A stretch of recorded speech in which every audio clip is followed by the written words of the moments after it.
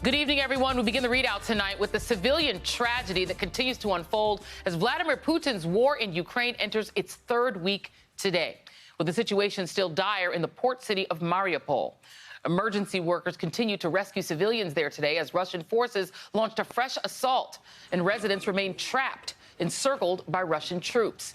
Ukrainian armed forces released a video showing devastation in residential areas. The city is now blocked from evacuations and humanitarian aid.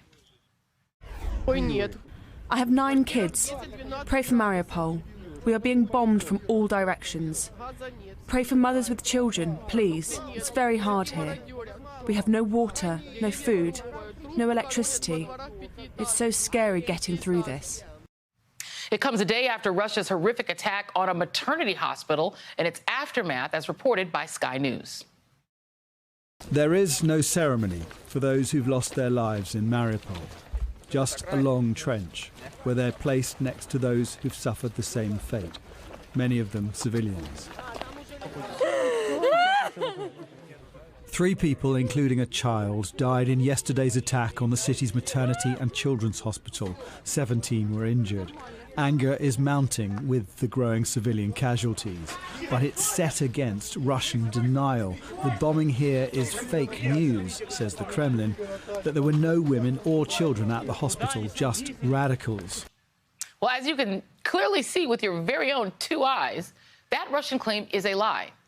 Even as today, Russia's foreign minister claimed that it was a legitimate target. The European Union and United Kingdom condemned the attack as a war crime. While today in Poland, Vice President Kamala Harris stopped just short of directly accusing Russia of war crimes. Absolutely, there should be an investigation, and we should all be watching. And I have no question the eyes of the world are on this war and what Russia has done in terms of this aggression and these atrocities. I have no doubt. And while the world watches, the extent of Russia's atrocities are already clear. Ukraine's foreign minister shared a video of the reality of war. And I should warn you, the following image is graphic. And we don't know the child's condition or where in Ukraine it was filmed. But this is how life for Ukraine's civilians in the face of Russia's lies and aggression is playing out. The humanitarian crisis continues to grow by the hour. The UN now says that more than 2.3 million people have fled Ukraine. Another estimated 2 million are displaced within the country. In Irpin, a steady stream of civilians continue to flee on foot, with assistance from Ukrainian forces now moving into the city. And families fled towns and villages north of Kyiv during a brief ceasefire as Russian forces pressed their advance towards the capital on Thursday. In Odessa, Ukrainian forces prepared for the worst, shielding the city in preparation for shelling there. Every war is a disaster, and it is a disaster for our country, and we hope that it is going to end in the closest future. Today, top diplomats from Ukraine and Russia continued peace talks, making no progress, while Ukrainian soldiers continue to fight.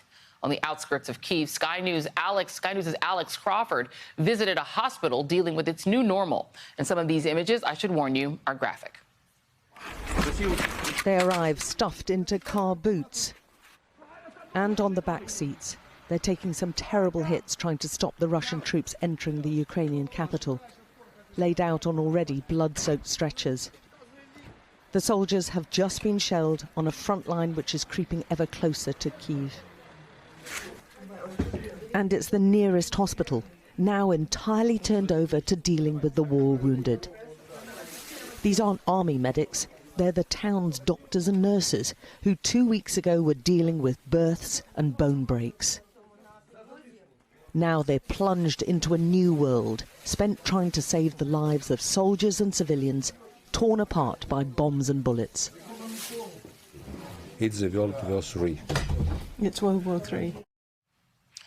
Joining me now from Lviv, Ukraine, is NBC News correspondent Cal Perry. You know, it is hard to believe that I even have to say this, Cal, because we can see, okay, we are watching this unfold, horrific, atrocities being committed by Russian troops, by Russian warplanes, and we can see what a hospital is. We can see what a civilian target is. It's hard to believe that they are trying to deny it. But tell me what you're seeing, what you're experiencing where you are.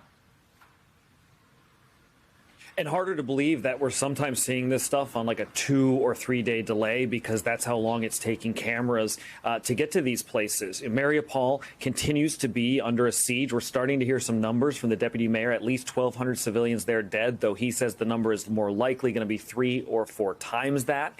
He reports that there are 400,000 civilians remaining in that city. He calls them Russian hostages. He says there have been 6 attempts to get people out, and in each of those cases, the Russian military has targeted civilians as they fled. To the north in Kharkiv, again, to your point, we're finally starting to see that city. It is blacked out 24 hours a day. And the reporting that we had received yesterday, we can now confirm, which is there are bodies in the streets, not just civilians, but Russian soldiers who appear to be taking heavy losses in that city. Diplomatically, failed peace talks today in Turkey, but the IAEA arriving on the scene because they're concerned about 2 nuclear sites in particular, the Zaporizhzhia power plant, which was under fire last week, and the site in Chernobyl.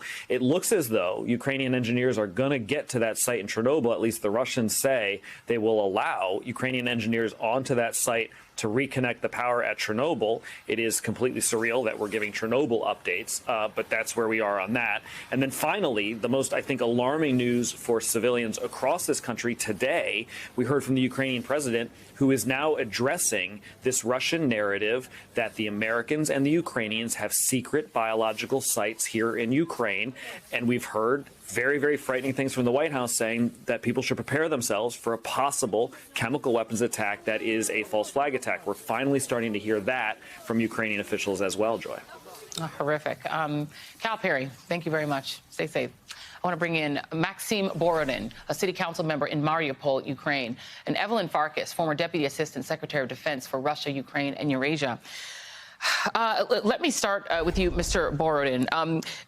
These absolute lies are shocking when we can actually see the truth. And we just heard our reporter Cal Perry describe the cities in which Russian troops are operating as essentially hostage situations. Tell me, what is happening in Mariupol right now? In Mariupol today, situation is catastrophic. Because in our reality, Putin's men, Putin's soldiers are taking hostages all of my city, my home city.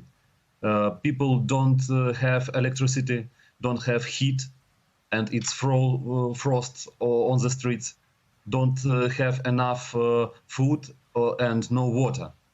And all these promises of green corridors is standard tactics for Putin.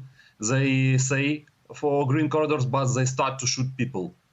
So, and yesterday situation and today, when they are directly bombing the center of the city, where there is no some objects, no army at all. They directly bombing the hospitals. It's near my home. And from the photo I have from the Mariupol, my city is totally distracted, annihilated, and it's not human. And the problem not only with Putin, problem his propaganda TV makes people of Russia believe that all we show reality from Mariupol and other cities, they call it fake. They don't believe the real video. They believe their own TV. And it's horrible.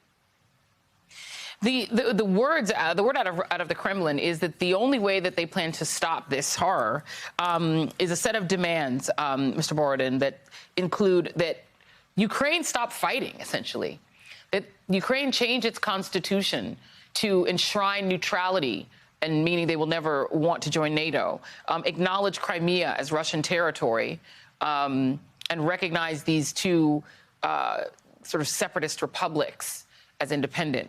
Is that something that you can ever imagine your leaders, your government doing? It's unbelievable. And our leaders, any presidents of Ukraine, of free Ukraine, can't get these scenes because they want so in Mariupol to be the part of how they called DPR.